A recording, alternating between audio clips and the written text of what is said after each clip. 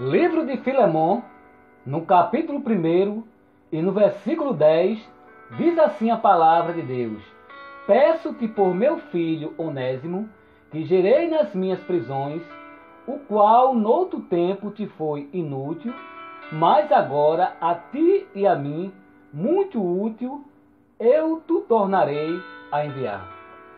Meus amados, esse texto fala acerca de um escravo por nome de Onésimo, que era escravo de um homem chamado Filemão.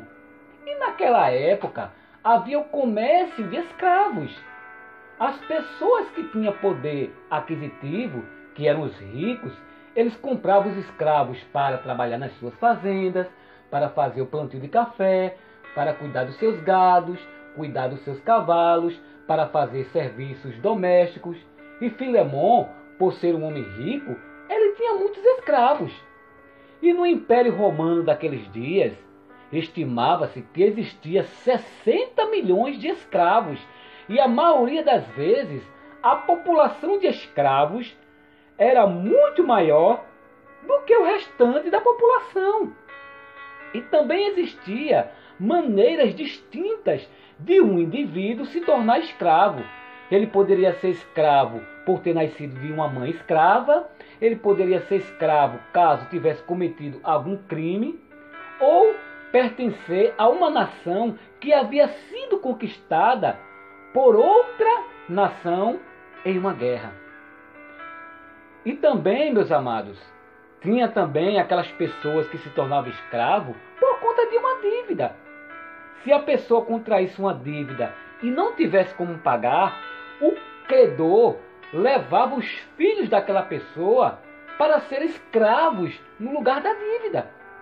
E naquele tempo não havia nenhuma lei que defendesse os escravos. Os donos dele tinham poder nas suas mãos da morte e da vida.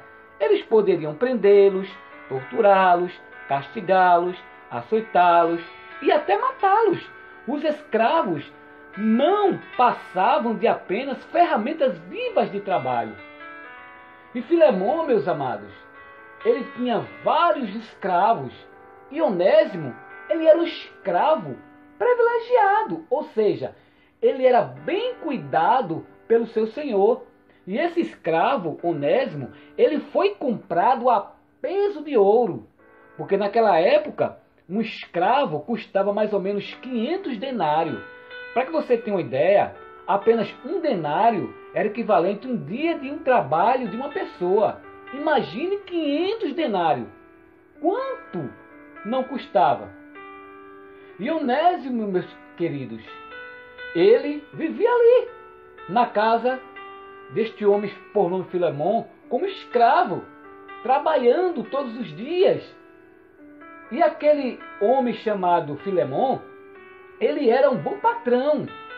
Aquele patrão que quando chega, dá bom dia à pessoa, elogia o trabalho que a pessoa está fazendo.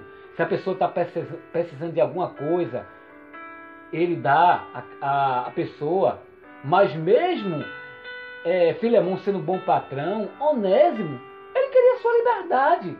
Ele queria ser dono do seu próprio nariz. Ele não queria mais receber ordem de ninguém. Ele com certeza já estava de saco cheio daquele lugar. Para que você tenha uma ideia, você sabia que dentro da igreja tem crente que se cansa de ser crente?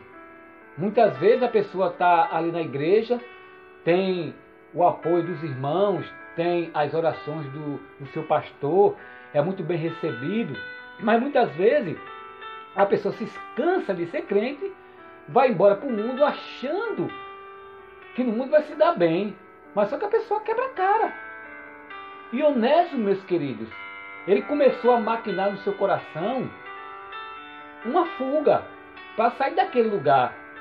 E segundo alguns estudiosos, Onésimo, ele furtou o seu senhor e fugiu.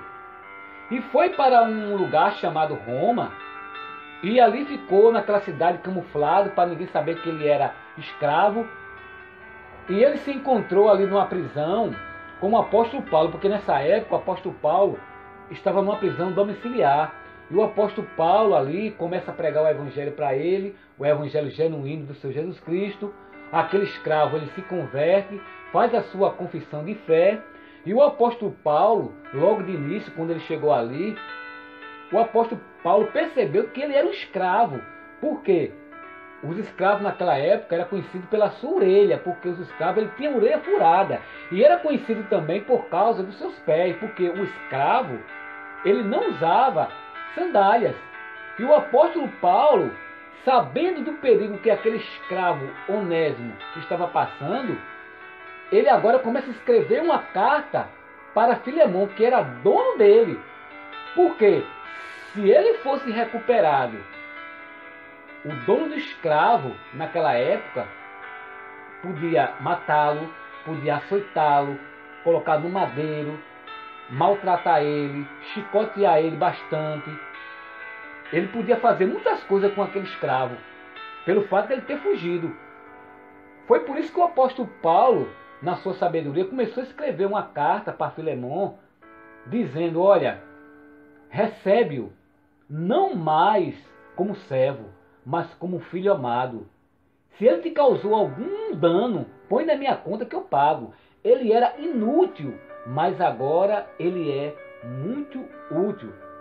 Ou seja, ele não servia para nada, porque ele não te obedecia, ele te furtou, ele era um mau exemplo, mas agora ele está transformado pelo poder do Evangelho.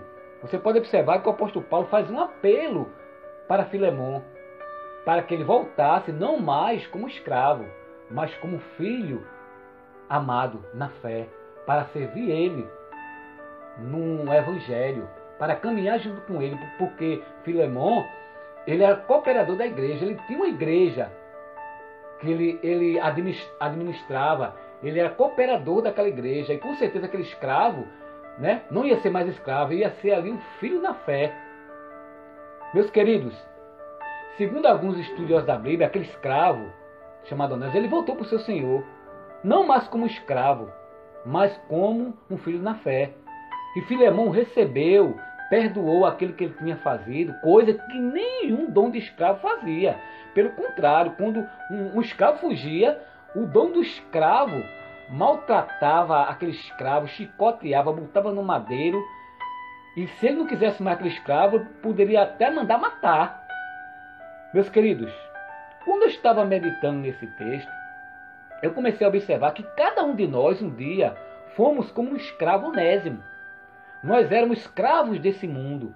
Nós não servíamos para nada. Nós, queridos, sabe como a gente era? A gente vivia acorrentado pelo inimigo. Mas o nosso Deus nos comprou a peso de ouro, soltou as correntes que prendiam nossos pés, nos libertou das garras do inimigo, nos perdoou, curou as nossas feridas e nos colocou no lugar de destaque. Agora, meus amados, nós não somos mais escravos. Nós agora somos servos do Deus Altíssimo, porque Ele nos resgatou e nos deu uma nova expectativa de vida. Amém? Que você possa meditar, meus queridos, nesse texto muito maravilhoso, e que você ore pela minha pessoa, diácono Cristiano Sales, para que Deus possa sempre me usar através da sua palavra para transmitir para os nossos corações. Amém? Que Deus assim os abençoe.